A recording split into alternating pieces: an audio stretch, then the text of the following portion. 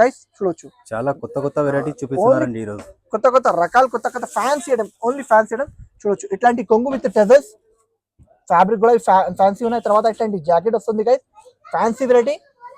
Online the trending items చూపిస్తుంది guys, చాలా trending item చూడండి. ఇట్లాంటి ఫ్యాన్సీ ఐటమ్ ఉన్నాయి చూడు.